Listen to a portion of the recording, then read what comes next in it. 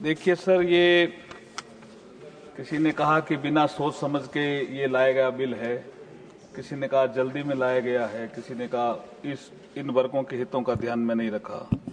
मैं प्रधानमंत्री जी के लाल किले की प्राचीर से जो उन्होंने पंच प्रण लिए थे, उस प्रण में वो देश के नाम संदेश होता है। उस प्रण में ये था कि भारत को विकसित भारत बनाना है, पहला प्रण। दूसरा प्रण उन्होंने लिया कि गुलामी के अंशों से हमें मुक्ति पानी है। तो कोई पुराना कानून है, अंग्रेजों ने बनाया, हम क्यों लिए उसको चलें साहब? विभेदकारी भी है, अभी मैं आगे आऊंगा। तो गुलामी के अंशों से मुक्ति। तीसरा है विरासत पर गर्व करना। और चौथा है कि हमारे समाज में एकजुटता रही। और पांचवा है कर्तव्य भाव को बढ़ाना।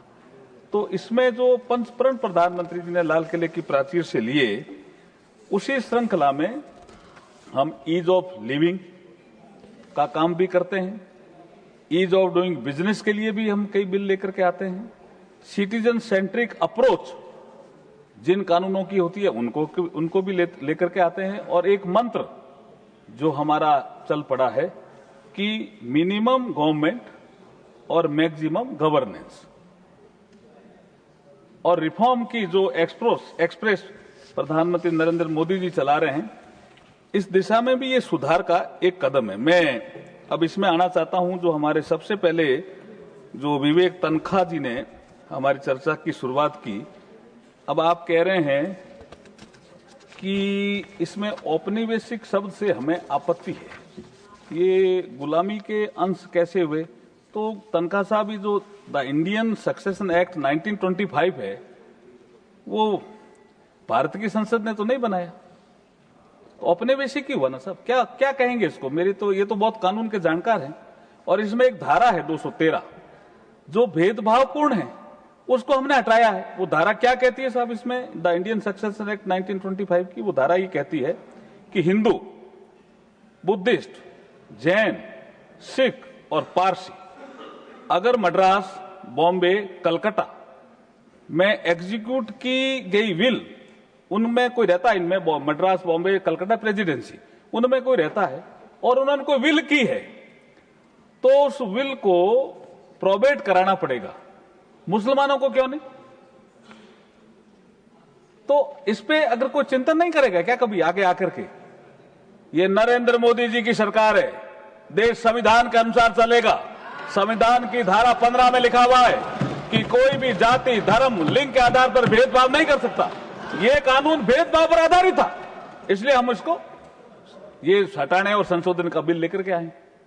अब इसमें एक चीज और मैं आपको करना चाह रहा हूं। इन्होंने बोलते हुए कहा कि द डिजास्टर मैनेजमेंट एक्ट 2005 इनके जमाने में बना होगा, मैं ये नहीं कहता।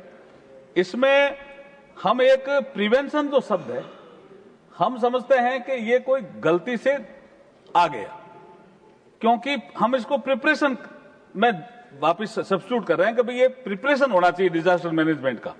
अब ये कह रहे हैं कि प्रिवेंशन कौन करेगा? तो मैं आपको विवेक तनखा साहब ये बताना चाहता हूं कि इसी एक्ट में जो हमारा सेक्शन 30 है, 30/2 में सब क्लॉज 4 में ये पहले ही प्रिवेंशन शब्द दिया हुआ है। तो इसमें यहां आगे आने की कहां जरूरत थी? इसलिए इसको प्रिवेंशन की जगह प्रिपरेशन किया सब। इसमें भी आपत्ति नहीं होनी चाहिए, मेरा ऐसा मानना है। दूसरा, इन्होंने एक उल्लेख किया कि हमारे जबलपुर में काफी आंदोलन हो रहे हैं। अब क्या हो रहे हैं, कैसे हो रहे हैं, मैं जानकारी लूंगा, लेकिन मैं ये कहना चाहता हूं कि द जनरल क्लॉजेज एक्ट 1897 का है सब, हमने बनाए। और the code of civil procedure code 1908 का है। इसमें हम अमेंडमेंट इसलिए कर रहे हैं क्योंकि रजिस्टर्ड पोस्ट की सेवाएं डाक विभाग ने समाप्त कर दी। इस परिस्थिति में कानून की भाषा का प्रैक्टिकल इंप्लीमेंटेशन नहीं हो सकता है। रजिस्टर्ड पोस्ट लिखा हुआ था इनमें। जो नई डाक व्यवस्था स्पीड पोस्ट द्वारा संचालित की जा रही है, उस सेवा को कानून में समाहित करने के लिए हम ये प्रस्ताव लेकर के आए हैं आपके समक्ष कि किसी को भी इंटरप्रिटेशन की समस्या का सामना नहीं करना पड़े। इसलिए द जनरल क्लॉजेज एक्ट 1897 में प्रस्तावित संशोधन रजिस्टर्ड पोस्ट एक्सप्रेशन को स्पीड पोस्ट विद रजिस्ट्रेशन से सब्स्टिट्यूट किया जा रहा है। इसमें क्या आपत्ति है, ताकि इंटरप्रिटेशन उल्टा और सुलटा नहीं करना पड़े। अगला जो विषय है, the code of civil procedure code 1908 में प्रस्तावित संशोधन में एक्नॉलेजमेंट ड्यू सर्विसेज को स्पीड पोस्ट विथ रजिस्ट्रेशन के साथ प्रूफ ऑफ डिलीवरी के रूप में अवेलेबल होने के बाद अधिनियम में उपलब्ध सेवा में इस परिवर्तन को प्रभावी करने के लिए संशोधन का कॉन्स्टिट्यूशनल मॉडिफिकेशन किया जा रहा है। तो ये तो सब ऐसे टेक्निकल चीजें हैं जो सभी सदस्यों को इसकी जानकारी मैं दे रहा हूं, लेकिन मुद्दे बहुत से आए हैं। कुछ बिल से संबंधित हैं, कुछ बिल से बाहर के भी हैं। हालांकि आपने अपनी आसन से व्यवस्था दी है कि बिल के बाहर के विषयों का कोई जवाब नहीं देना है। अब जैसे यूएपीए, इससे कोई संबंध नहीं। मैरिटल रेप का विषय, यहाँ इससे कोई लिंक नहीं। कई तो ऐसे हैं जो सब जुडिस है, और कुछ ऐसा विषय है जैसे national judicial appointment commission. National judicial appointment commission ये अलग चर्चा का विषय हो सकता है। केसेस अगर पेंडिंग हैं तो कई बार इस सदन में चर्चा हुई है कि नरेंद्र मोदी जी की सरकार इन सब विषयों पर सोच रही है, सब विषयों पर सोच रही है नरेंद्र मोदी जी की सरकार। आप देखिए कि एडीआर का सिस्टम कौन लेके आ रहा है साहब, अल्टरनेट डिस्प्यूट रिजोल्यूशन मैकेनिज्म, जिसमें हम आर्बिट्रेशन को भी जोर दे रहे हैं, हम मीडिएशन को भी जोर दे रहे हैं, हम कंसिलिएशन को भी जोर दे रहे हैं। तो मुकदमा अपना आप कम होंगे। एजिंग एनालिसिस, 50 साल पुराना मुकदमा कौन है, कैसा है, 40 साल पुराना कौन सा है, 30 साल पुराना कौन सा है, 20 साल पुराना कौन सा है, 10 साल पुराना कौन सा है, ये कौन लेके आया साहब ये सिस्टम? ये ई कोर्ट प्रोजेक्ट 3 में नरेंद्र मोदी जी लेकर के आए हैं साहब।